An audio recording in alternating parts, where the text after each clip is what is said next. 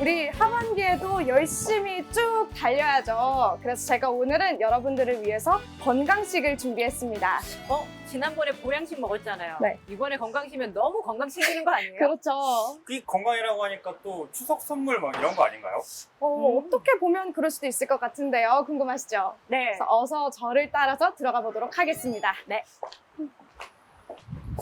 그런데 여기 와. 굉장히 예쁘네요. 그렇죠. 건강식 굉장히 치고. 근사하죠. 네. 약간 식물원 같기도 하고. 그런 게 여기 있어요. 네.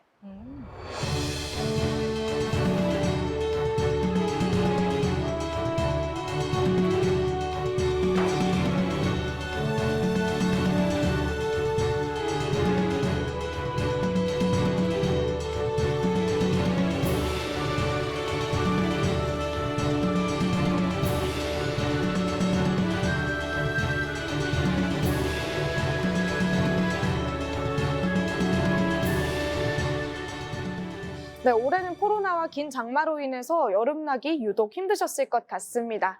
상반기 내내 지쳤던 몸과 마음 잘 추스르시라고 오늘 비젠라이프에서는 건강한 소식 준비했는데요. 인삼과 홍삼에 대해서 이야기 나눠보겠습니다. 자, 오늘 출연진분들도 굉장히 풍성하십니다. 먼저 제 옆에 계신 한국인삼공사에서 제조기획 담당하고 계신 박현 대리님입니다. 안녕하세요. 안녕하세요. 그리고 옆에 계신 한국인삼공사에서 R&D 본부의 윤수현 연구원이십니다. 안녕하세요. 자, 그리고 이제 이 전문가 두 분과 함께 우리 홍삼, 인삼에 대해서 낱낱이 파헤쳐볼 두 분도 모셨는데요. 산업부의 신선미 기자 나오셨습니다. 안녕하세요. 그리고 옆에는 박승환 기자 모셨습니다. 네, 안녕하세요. 자, 일단 제가 오늘 여러분들을 위해서 홍삼이 들어간 건강 음료를 이렇게 준비를 해봤는데요. 맛보셨나요? 지금 한번 한번 맛볼까요? 먹어볼까요? 그런데 왜 두 분만 다른 거죠? 그러니까요. 색깔이, 특히 색깔이 네. 엄청 인상적이신데. 네, 아직 드시기 전이면 바꾸셔도. 아닙니다. 제가 특별히 만든 아, 거라서. 네. 약간 오늘 옷이랑도 깔맞춤이신데요. 네, 제가 약간 오늘 홍삼 룩을 입고 왔는데 저는 주스 치료해 주실 줄 알고 기대하고 있었는데. 파파. 네. 그래서 오늘은 홍삼이랑 인삼에 대해서 좀 전문적으로 이야기를 나눠볼까 하는데요. 얼마 전에 제가 삼계탕을 먹었는데 거기 안에도 요만한 인삼이 들어있더라고요. 그렇죠. 근데 그때 제가 든 생각이 이게 인삼인지 홍삼인지 뭐 산삼인지 그 이름 삼이긴 삼인데. 네. 뭔지 잘 모르겠는데 이름이 명칭이 굉장히 다양한데 어떤 차이가 있나요? 네, 그럴 수 있죠. 인삼은 땅에서 바로 캐낸 수삼 그리고 백삼, 홍삼 모두를 일컫는 말입니다. 그래서 드셨다고 했던 그런 인삼은 저희가 수삼이라고 일반적으로 생각하시기에 땅에서 바로 캔 그 하얗고 통통한 인삼을 생각을 하시면 되고요. 이 수삼 같은 경우에는 수분 함량이 75% 이상 함유되어 있기 때문에 이것을 말린 것을 백삼이라고 하고요. 홍삼 같은 경우에는 수삼을 찌고 말리고 증기로 건조하는 과정을 통해서 이렇게 기사님처럼 갈색의 색을 띠는 것을 홍삼이라고 하고 있습니다. 아, 그렇군요. 근데 모든 상품에는 다들 등급이 있잖아요. 아무래도 뭐 이제 홍삼도 등급이 좀 나뉠 것 같은데 이 등급별로 해당 조건들이 또 세세하게 나눠질 것 같다라는 생각이 들어요. 좀 어떻게 되는지 알 수 있나요? 네, 등급을 나누는 기준이 굉장히 까다롭게 나누고 있고요.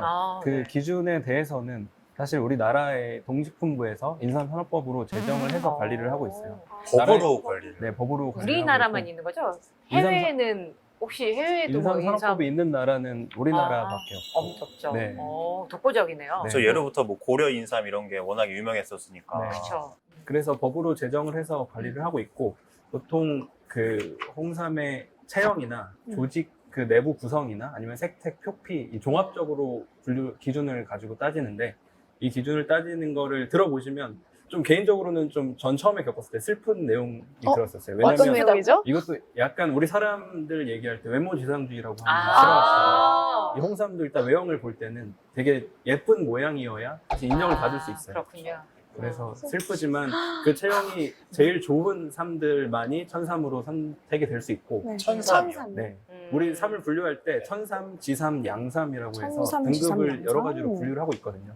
천삼이 이제 가장 좋은 순으로 말씀을 드린 건데, 천삼이 가장 좋은 삼을 얘기하고, 모양이 가장 좋은 것을 천삼이라고 하고, 그리고 외형, 조직, 색택을 본다고 말씀드렸잖아요. 네. 우리 사람을 볼 때도 외모만 볼 게 아니라 성격 같은 것들도 인품. 보잖아요. 아, 많이 봐야죠. 네. 네, 그래서 내부 조직들도 음. 성분이 치밀하게 들어있는 거를 보기 때문에 그 내부 조직과 종합적으로 봐서 이제 분류를 하게 됩니다. 근데 그 외형이라고 하시면 크기가 커야 되는 건가요? 아니면 뭐 팔, 다리가 멀쩡해야 된다 이런 네. 건가요? 그 체형을 볼 때 크기도 중요한데 네. 그 우리 사람으로 치면은 그 사람을 예로 들면 머리, 몸통, 다리가 그렇죠. 있잖아요. 네. 그 머리 부분이 없는 홍삼이 있는데 천삼이 아. 되려면 머리 부분이 꼭 있어야 되고요. 아. 그리고 몸통 부분은 3.5cm 길이 이상이 되어야 아, 천삼으로- 정해진 크기가 네. 있었군요. 아까 말씀하셨잖아요. 네. 외모 지상주의가 이제 인삼에도 네. 있는데 네. 우리도 사람을 볼 때 외모만 보면 안 되고 그렇죠. 성격을 네. 봐야 되잖아요. 그렇죠. 그러면 인삼의 성격은 어떻게 알아볼 수 있는 거예요? 인삼의 성격을 볼 네. 때는 이제 내부를 봐야 되는데 네. 내부는 사실 외형 육안으로 확인이 어렵잖아요. 그쵸. 네. 그래서 그 홍삼을 어두운 장소에 들어가서 그 빛을 투과해서 아. 그 내부에 공간이 있는지 그리고 음. 아니면 그 영양분이 좀 부족한 부분이 있는지 아. 없는지를 보거든요. 이거 전문 용어로는 내공 매백이라는 용어로 내공 사용을 매백. 하는데 아. 내부에 공간이 있냐 아니면 아. 좀 백화돼서 영양 성분이 떨어지는 곳이 없는지를 살펴보는 저희가 또 영상을 준비했습니다. 그러니까 관련 영상 준비한 거 보면서 이야기 나눠보도록 하겠습니다.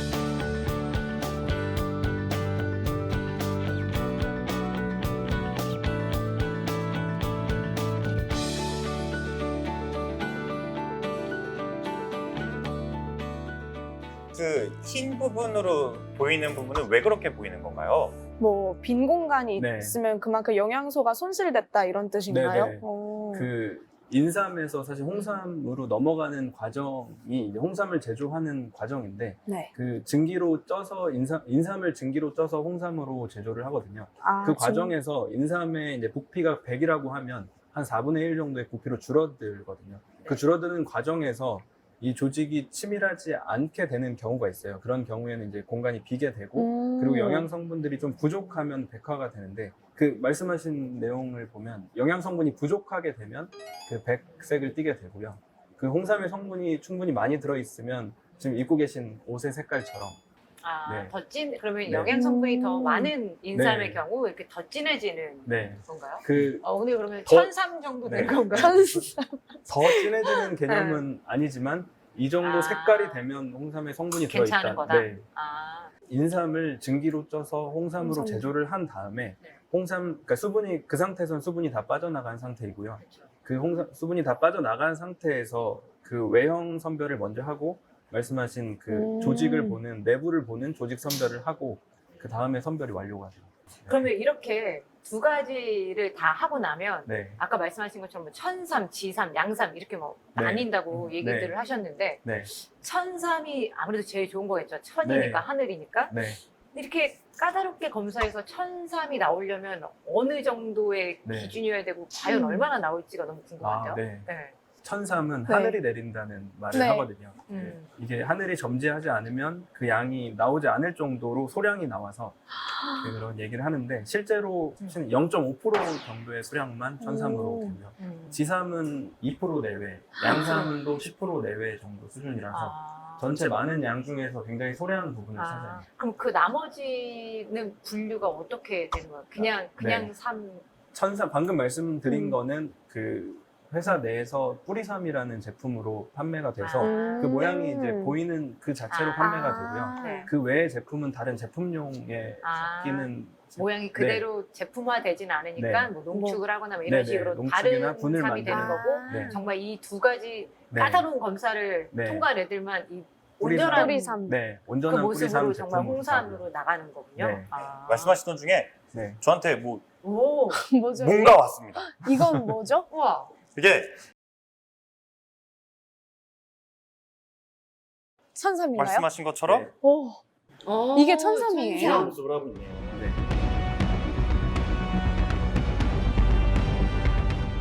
이게 천삼의 가격도 사실 좀 맞아요. 궁금하거든요. 네. 이게 0.5%?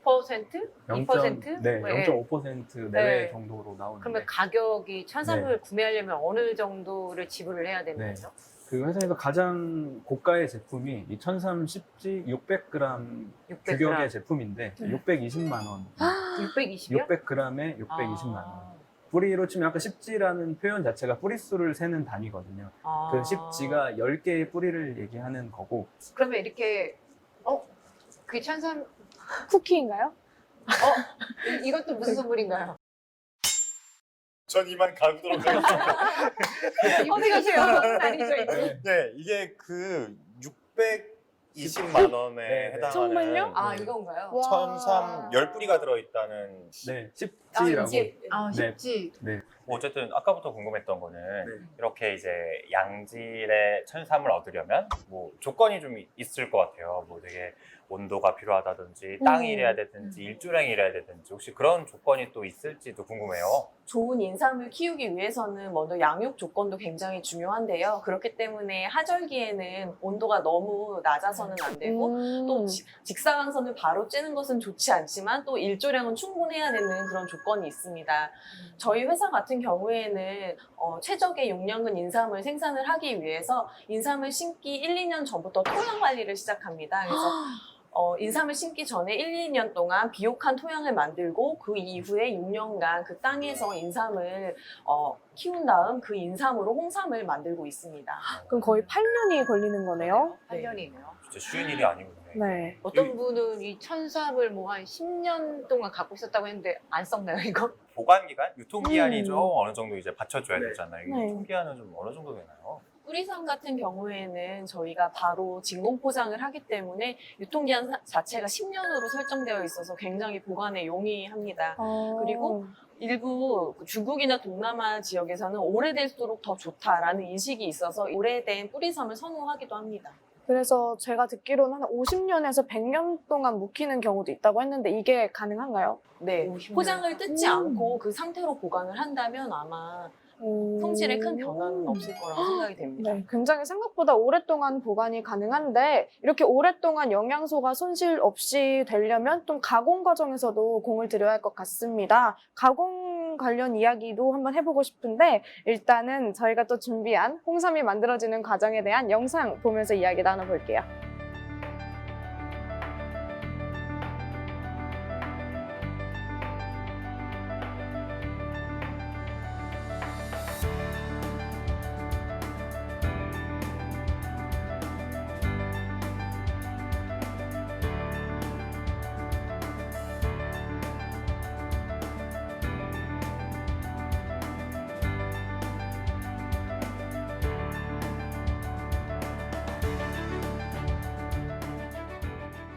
이때는 뭘 가지고 벌써 선별을 하나요? 홍삼이 되기 전이잖아요. 네. 뭘 갖고 하는지 좀 궁금하네요. 그럴 때 이제 수삼별로 크기가 다르거든요. 아, 그쵸. 그 크기를 대중소로 음. 나눠서 세 가지로 분류하게 됩니다. 그럼 이렇게 선별하고 네. 나서는 어떤 과정을 거치나요?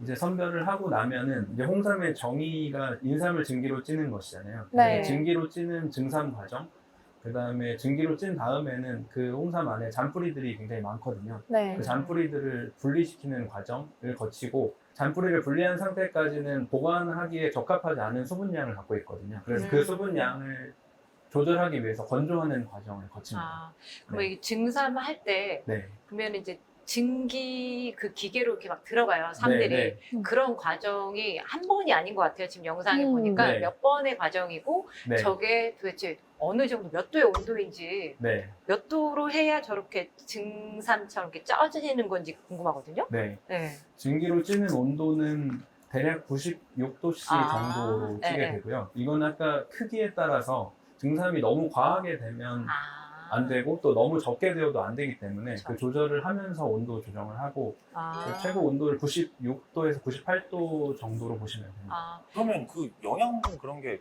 남아요. 파괴되지는 네. 않나요? 증기로 찌고 말리는 과정에서 실제로 수삼에는 존재하지 않았던 새로운 사포닌 성분인 아. 진세노사이드가 생기기도 하고요. 아. 그 외에 또 비사포닌 성분 중에는 아미노당 화합물이나 아니면 홍삼 다당체라고 알려져 있는 성분들이 생성되기도 합니다. 아, 그러면 토마토를 그냥 생으로 먹는 것보다 구우면 훨씬 영양소가 아, 네. 좋다고 하는 그런 논리라고 보면 되나요? 네. 아, 사포닌? 이런 얘기를 말씀하셨는데 이게 잘 어떤 성분인지 뭐 자세할 필요는 없지만 좀 궁금해요. 이게 좀 네. 어떤 건지 사포닌이. 네, 보통 홍삼 하시면 가장 많이 알려져 있는 성분이 사포닌인데요. 이 사포닌이 홍삼을 건강기능식품으로 정의하는 지표 성분이기도 하고 또 기능성을 가지고 있기 때문에 또 유효 성분이라고도 알려져 있습니다. 홍삼에는 그 사포닌인 진세노사이드 외에도 비사포닌 성분인 홍삼 다당체나 폴리아세틸렌 등의 다양한 성분들이 함유가 되어 있어서 실제로는 이 사포닌 성분과 비사포닌 성분을 균형 있게 섭취하는 게 가장 좋은 홍삼이다라고 저는 생각을 하고 있습니다.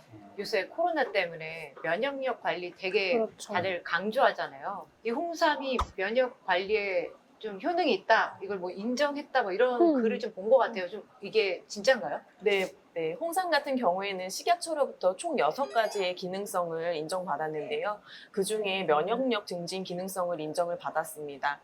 홍삼에는 면역력 증진 외에 기억력 개선이나 혈행 개선, 그리고 갱년기 여성 증상의 완화, 그리고 항산화와 피로 개선 등의 총 6가지 기능성을 가지고 있습니다. 그러면은 이걸 얼만큼 먹느냐도 조금 중요할 것 같아요. 저희가 권장하기로는 일반적인 성인에게 농축액 상태로 약 3g의 홍삼을 섭취를 매일매일 하시라고 권장을 하고 있습니다. 2배를 먹는다고 면역력이 2배 좋아지고 피로가 2배 더 개선된다, 이렇게는 말씀드리지 않고 있습니다. 정해져 있는 용량 안에서 개인 차이에 따라 조금 가감을 해서 드시는 것을 권장을 하고 있습니다. 제가 듣기로는 보통 홍삼이 6년근이 좋다고들 하는데 이게 사실인가요? 네, 사실이고요.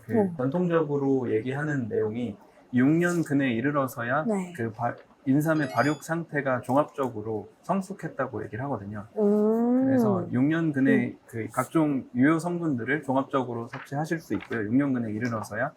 그리고 인삼이 모양으로 예시를 보여주는 게 그 인삼 뿌리에서 나온 그 장두엽이라는 잎이 있어요. 네. 이 잎이 1년 근일 때 1개, 2년 근일 때 2개, 6년 근에 이르러서야 6개가 되는데 6년 근에서 더 늘어나지 않고 6개가 최대 숫자거든요. 그러면 그때가 거의 성인이 그때가 된 거라고 봐야 되는군요. 네, 최적이 아, 됐다고 보시면 최적의 상태가 최적의 6년근인 상태를 6년근 보시면 아, 됩니다.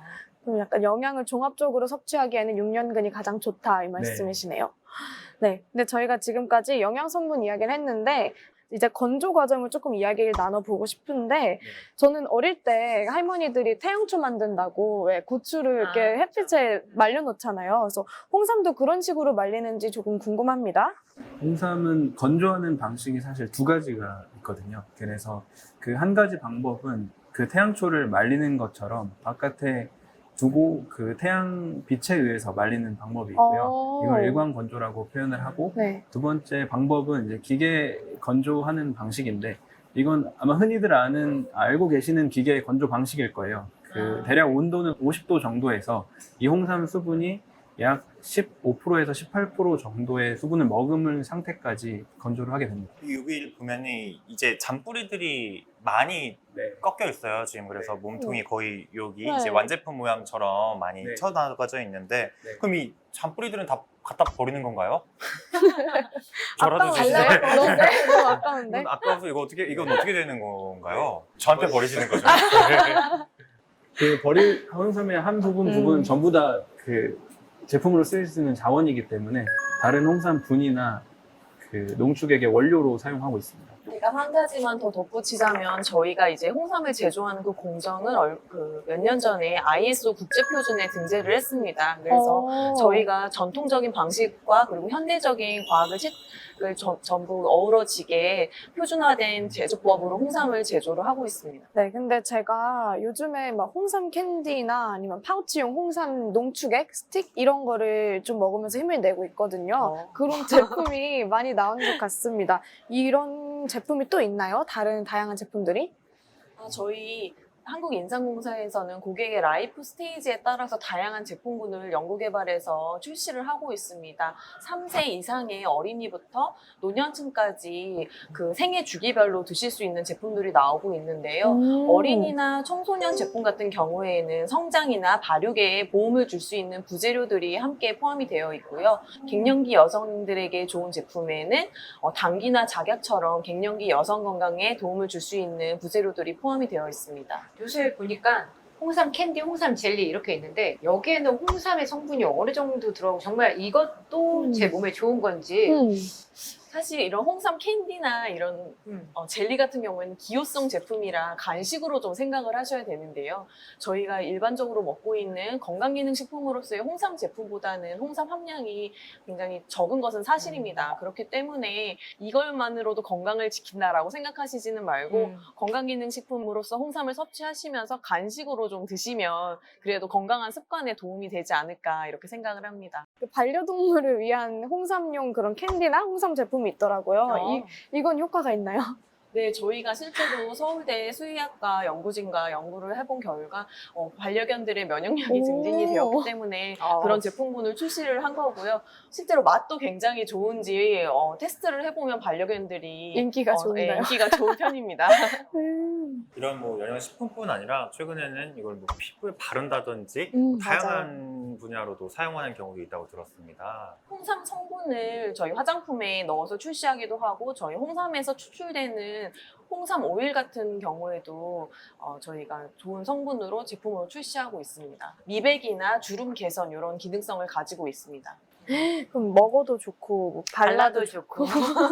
그리고 또 약간 체질도 궁금한 게 사람마다 체질이 좀 약간씩 다르고 몸이 찬 사람, 몸이 뜨거운 사람이 맞아요. 또 따로 있잖아요. 그 흔히 알고 있는 것처럼 몸이 뜨거운 사람은 좀 삼이 잘 맞지 않을 거다. 혹은 뭐 이런 사람에게는 뭐 이게 부적절하다. 뭐 이런 게 혹시 정해진 게 있나요?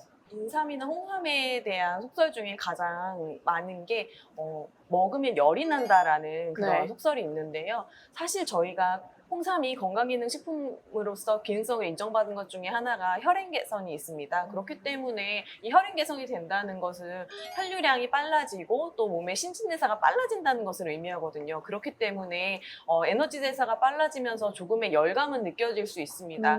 하지만 이게 실제로 혈압이 오르거나 체온이 올라가는 현상은 아니기 때문에 열이 난다라는 것은 올바르지 않고요. 에너지를 좀 더 느낀다라고 생각을 하시는 게 맞겠습니다. 실제로 저희가 이러한 속설 때문에 연구들도 많이 진행을 했는데요. 체온이나 혈압 등에 유의미하게 올려주는 그런 사례는 없었습니다.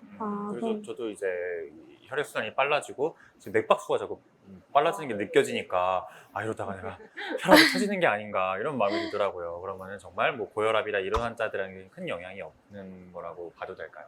실제로 저희가 뭐 본태성 고혈압 환자를 대상으로 했던 연구에서도 혈압 관련돼서 긍정적인 결과가 나왔거든요. 또 이 혈행 개선이 된다는 건 저혈압 환자 같은 경우에서는 혈액순환을 원활하게 또 해줄 수가 있고요. 하지만 뭐든지 뭐 중증의 고혈압을 가지고 계시거나 아니면 약물을 복용하시는 분들 같은 경우에는 어떤 건강기능식품이든지 주치의와 상의하에 드시는 게 올바르겠습니다. 네, 맞습니다. 요즘 코로나 블루라는 말이 나올 정도로 굉장히 우울하고 힘든 시간을 보내고 있는데요. 오늘 두 분 말씀 들으시면서 이제 시청자분들께서 적절한 용법과 용량 지켜가면서 건강 챙기시는 것도 좋을 것 같습니다. 두 분 오늘 좋은 말씀 감사합니다. 감사합니다.